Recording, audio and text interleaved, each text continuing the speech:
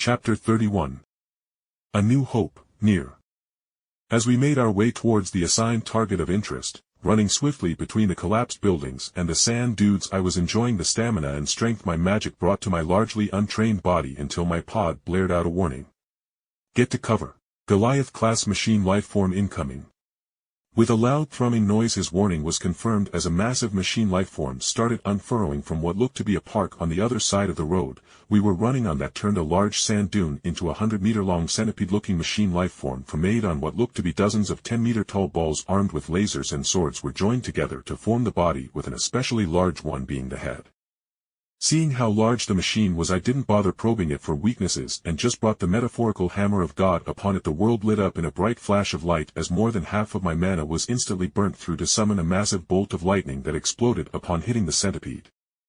That ought to slow it down, I muttered, seeing the machine break apart into halves as I almost missed the machine altogether with the lightning. Instead of hitting his head, I hit around the middle of the interconnected spheres, and I wasn't really surprised when the broken pieces fell off and the two halves continued to run at us, but now were shooting round balls of plasma at us as it attempted to cross the distance to bowling us over. "Girls, you take that one and I will deal with the head," I ordered, and all the girls dashed forward to engage the half without its head, but was still made out of more spheres than the one I called, so it was likely that they would be dodging more attacks than I would be having to deal with. Even as I thought that I was likely to have the easier target, the mouth of the large front head opened up and I could only use condensed wind to blast myself into the air to avoid the massive solid laser that almost instantly turned the sand around the laser into glass. Well, that proves this thing is Goliath class, I thought, remembering how the reports I read back on the Yorha station said that the hallmark of Goliath and above-class machine lifeforms is the trademark huge solid beams of magic they would launch at ships in the sky and destroy whole buildings in a single blast. Pivoting in the air, I launched more wind to shoot myself over the head of the machine lifeform as it crashed through the buildings we were running through previously as it passed by me with its huge momentum.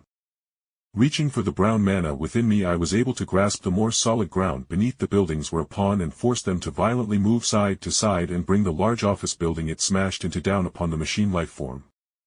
I didn't believe that would have been enough to deal with it, and I was right as the centipede-shaped machine broke through the debris with a mechanical screech that honestly hurt my ears. But on the plus side, the majority of the smaller batteries on the side of the machine were broken and I could see it was unable to shoot from them anymore. I kept away at a decent distance and worked with my pod to simply blast the Goliath with long-distance magic, and was focusing on using lightning, as even with its much higher mana cost, it was far more efficient than using fire or even earth magic, with the earth around here being predominantly sand and the earth I could use was buried quite deeply, so it was difficult to use. And lastly, the fire just wasn't all that great against machines unless I literally melted them into slag with it, whereas lightning would destroy the machine's internals as well as turn the areas hit into slag. With a loud yell of triumph, my vision was moved away as I saw 6E and 2B slam their large great swords through the final moving ball of the other half of the centipede they had been fighting, while 9S was already running over to help me, with the other 3's pods already having reached my battlefield and were frankly bullying the Goliath with a rainstorm's worth magic bullets being sprayed into the machine lifeform, and every few seconds there would be the signature whine of the high-powered laser being charged and shot, which would carve furrows into the machine lifeform.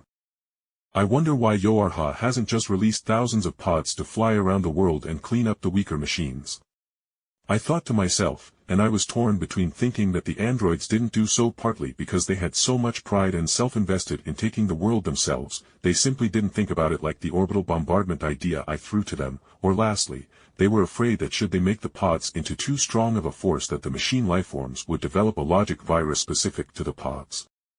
Finally, with the inclusion of 2B, 9S, and 6E, the battle was swiftly ended as the destruction of the head made all the other pieces of the centipede basically go berserk and lost all cohesiveness. Was easy enough for me to lob solid spears of lightning within the balls and then let the lightning explode within.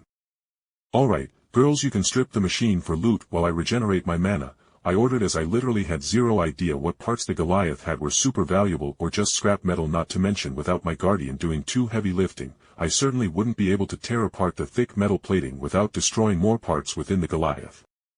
9S threw herself into my chest and hugged me tightly. "Don't worry 2B, I will keep Jake warm," she yelled out, obviously trying to get out of work. 2B simply rolled her eyes and deadpanned. "This is a desert, 9S. Get back to work or I will forbid hugs from Jake as your commanding officer."